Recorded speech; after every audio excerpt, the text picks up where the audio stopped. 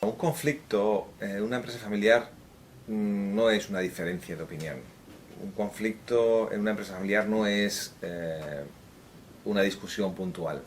Un conflicto en una empresa familiar es algo mucho más profundo y que normalmente lleva un proceso de gestación muchísimo mayor. Comparado con hace 5 años, se han multiplicado por 2 los conflictos. Las razones obvias están en la crisis, están en la situación de inestabilidad emocional de muchas familias y también en que en definitiva el individuo es más inseguro ante este tipo de situaciones. Las familias, digamos, sienten que están en conflicto cuando tenemos un problema de relación. Básicamente tenemos un problema de relación de no hablamos, no nos comunicamos, no quedamos.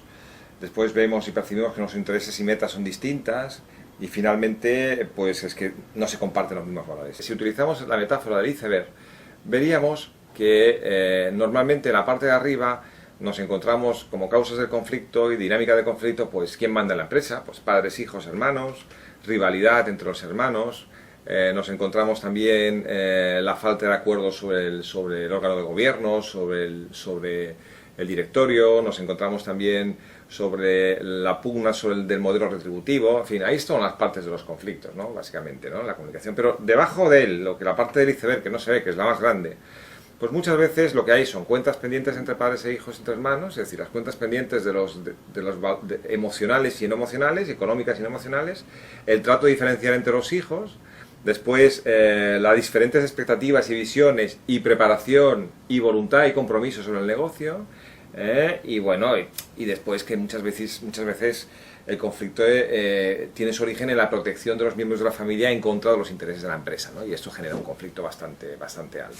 Las fases de creación de conflicto son largas, no son cortas. Hemos dicho anteriormente que el conflicto no es algo que nace de un desencuentro, sino el conflicto nace de una trayectoria, de un proceso que va fusionando todos los desencuentros que hay en la familia. El siguiente paso es, bueno, ¿cómo medimos en qué tipo de conflicto estamos? Nosotros medimos entre bajo, medio y alto, ¿no? Nosotros encontramos 5 parámetros, 5 parámetros que van desde la percepción de incompatibilidad, la percepción de que nuestros intereses son incompatibles, los intereses por la empresa son incompatibles, la polarización de las partes, es decir, tenemos unas partes enfrentadas a otras y una tercera que está siempre en medio que no sabe qué hacer. Después, la falta de diálogo, o sea, la incapacidad de hablar para poder llevar adelante este tema, para poder llevar adelante esta solución. Sentimientos negativos de que por mucho que hagamos nunca conseguiremos salir de esta situación. Y después la subjetividad. Es tremendo la subjetividad en las familias cuando no son capaces de poder tener objetividad en su análisis de la situación. Pero, ¿qué tipos de conflictos tenemos, no? Nos gusta hablar de dos estructuras de conflictos. Primero, los conflictos en función de los sistemas que hay en la empresa familiar. Sabemos que la familia tiene un tipo de conflictos, la propiedad tiene otro tipo de conflictos y la empresa tiene otro tipo de conflictos, ¿no? Por ejemplo, en la familia los tipos de conflictos más habituales son los que son relativos a, por ejemplo, el poder y la autoridad. La falta de reconocimiento entre los miembros de la familia, las relaciones entre los hermanos, es otra parte importante del conflicto, los valores y expectativas sobre el dinero, la participación de los familiares políticos, tan estigmatizados, la información y la transparencia dentro de la propia familia, y finalmente las expectativas de las nuevas generaciones que se están incorporando, ¿no? Por la parte de la propiedad podemos hablar básicamente de 3 cosas, ¿no?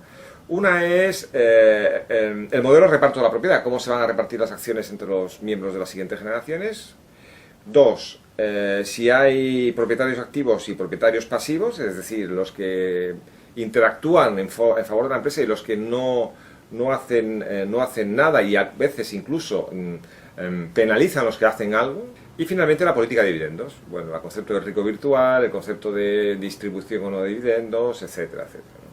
Y si vamos al mundo de la empresa, pues nos encontraremos varias cosas. Uno es el tema de sucesión, cómo es la sucesión en la gestión, quién es el líder en la gestión, es otro tema importante, el modelo de retribución para esos nuevos líderes, la visión compartida respecto a la posibilidad de llevar a cabo nuevos proyectos y también la capacidad emprendedora, la profesionalización del Consejo de Administración y finalmente la relación con los directivos no familiares, ¿no? Los directivos no familiares tienen un papel importante a veces en aplacar los conflictos y a veces en generar más conflictos, ¿no?